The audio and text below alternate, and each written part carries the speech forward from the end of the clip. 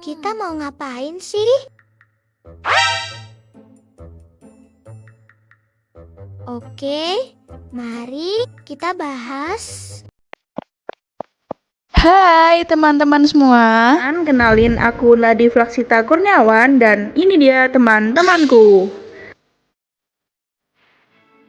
Kami akan membahas tentang materi fluida. Sebelumnya, apa sih fluida itu? Fluida adalah semua zat yang bisa mengalir seperti zat cair dan zat gas. Fluida juga memiliki dua jenis, yaitu fluida statis dan fluida dinamis. Fluida statis adalah fluida yang tidak bergerak atau mengalir, sedangkan fluida dinamis adalah fluida yang bergerak atau mengalir. Fluida statis sendiri ada beberapa topik yang menarik untuk dibahas. Yang pertama, ada massa jenis. Massa jenis itu adalah seberapa padat atau seberapa berat suatu zat yang berada di suatu tempat khusus. Misalnya, ada air dan bensin. Mereka sama-sama sebanyak 1 liter, tapi air lebih berat saat ditimbang. Maka, massa jenis air lebih tinggi daripada bensin. Yang kedua adalah tekanan. Jadi, tekanan itu adalah sebuah dorongan yang kuat pada bidang yang didorong.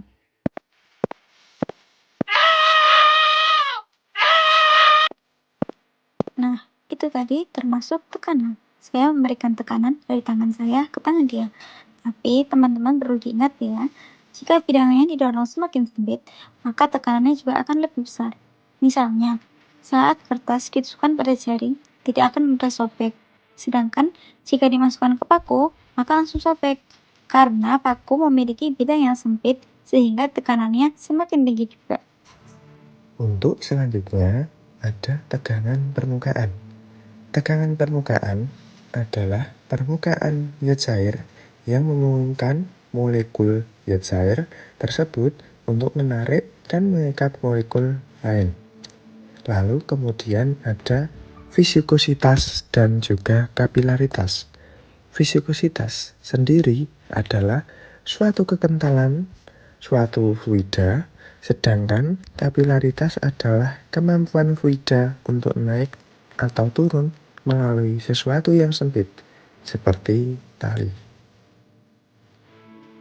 Untuk yang terakhir ada tekanan hidrostatis, hukum Archimedes, dan juga hukum Pascal. Untuk yang pertama ada tekanan hidrostatis. Tekanan hidrostatis adalah tekanan yang berasal dari berat suatu fluida. Semisal, kalau kita menyelam, jika semakin dalam kita menyelam, maka tekanan dari air yang kita rasakan maka akan lebih besar. Selanjutnya ada hukum Archimedes, yang mana hukum Archimedes ini adalah dorongan yang terjadi ketika ada benda dicelupkan ke air dan benda itu mengapung. Ini terjadi karena besarnya tekanan yang diberikan pada benda yang dicelupkan sama dengan berat air yang berpindah. Yang terakhir adalah hukum Pascal. Hukum Pascal menyatakan bahwa tekanan yang diberikan pada fluida di dalam ruang tertutup akan diteruskan sama besar ke segala arah. Untuk lebih jelasnya, mari kita buktikan dengan praktikum berikut. Ini cara pembuatan alat peraga hukum Pascal. Pertama, siapkan alat dan bahan.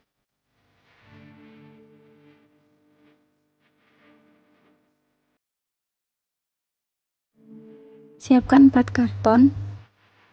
Kemudian satukan menggunakan lem tembak di setiap sisinya.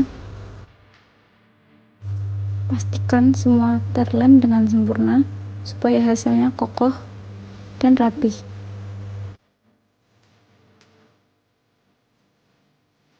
Ini setelah hasilnya terlem sempurna, kemudian kita geser ke penyangga suntikan yang pertama.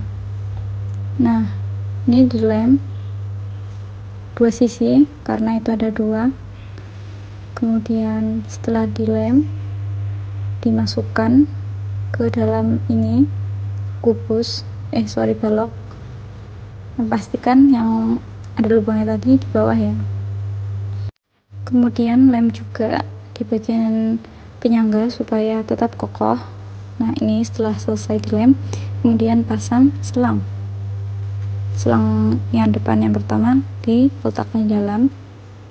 Nah, yang itu dimasukkan ke bagian bawah suntikan yang ada di dalam.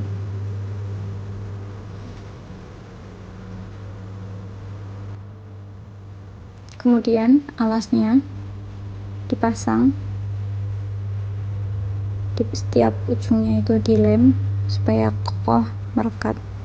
Nah, ini tutupnya dipasang di bagian atas suntikan, dilem menggunakan lem tembak seperti yang lain. Kemudian pada suntikan yang kedua diberikan penyangga juga, tapi ini tidak harus ya, dilem di setiap sisi kanan dan kirinya, lalu dipasang di alas. Kemudian selang yang satu dipasangkan ke suntikan yang ada di luar seperti ini. Mari kita uji hasilnya. Ketika salah satu suntikan ditekan, tekanan tersebut akan diteruskan melalui air sehingga suntikan kedua ikut didorong. Sesuai dengan prinsip hukum Pascal, di mana tekanan akan diteruskan ke segala arah pada ruang tertutup.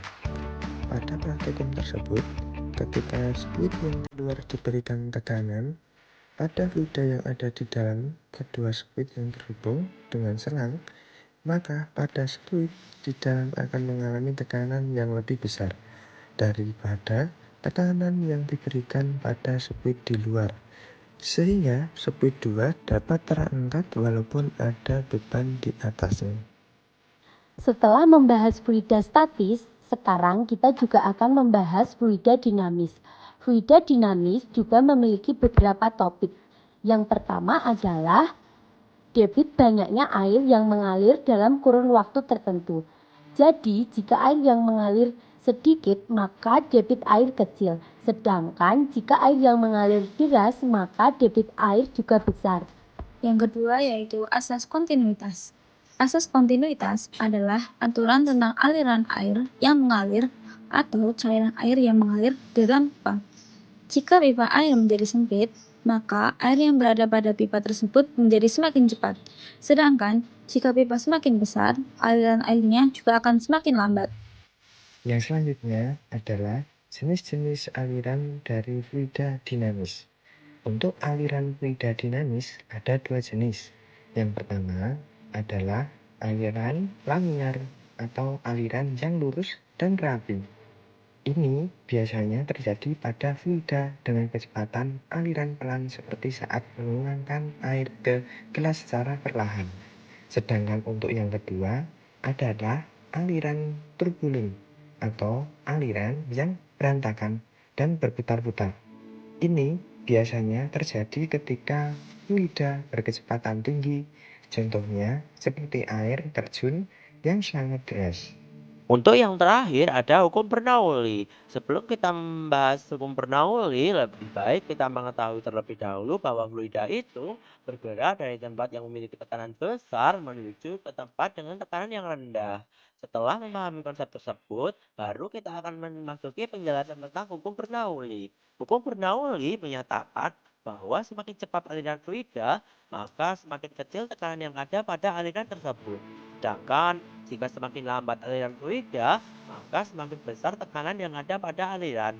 Jadi, contohnya seperti pada pesawat terbang. Pada pesawat terbang terdapat sayap yang berbentuk melengkung pada bagian atas, sedangkan pada bagian bawah berbentuk datar. Karena bagian atas sayap berbentuk melengkung, ini menyebabkan angin yang bergerak di atas sayap menjadi lebih cepat dan menciptakan tekanan yang lebih rendah pada sayap bagian atas. Sedangkan pada bagian bawah, udara berjalan perlahan dan menciptakan tekanan yang tinggi. Sesuai prinsip fluida, di mana fluida bergerak dari tempat bertekanan tinggi ke tempat bertekanan rendah, maka fluida pada bagian bawah memiliki tekanan tinggi akan bergerak ke bagian atas yang memiliki tekanan yang lebih rendah, yang secara tidak langsung mendorong sayap pesawat untuk bisa terbang. Lebih jelasnya, berikut adalah praktikum dari hukum Bernoulli dengan pengisian plastik besar dengan udara.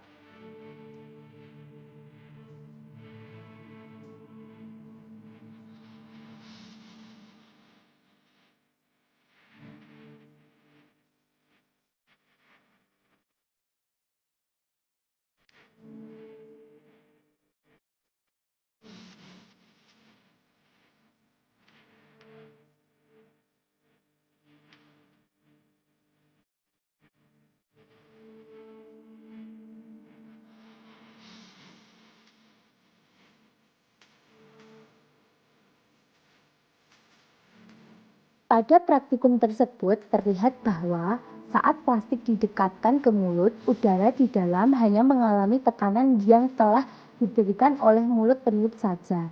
Sehingga pada plastik itu hanya terdapat udara dari mulut saja yang berputar-putar. Sedangkan untuk percobaan kedua, saat plastik ditiup dengan keadaan berjarak dari mulut peniup, ini menyebabkan plastik terisi udara lebih cepat. Kenapa demikian?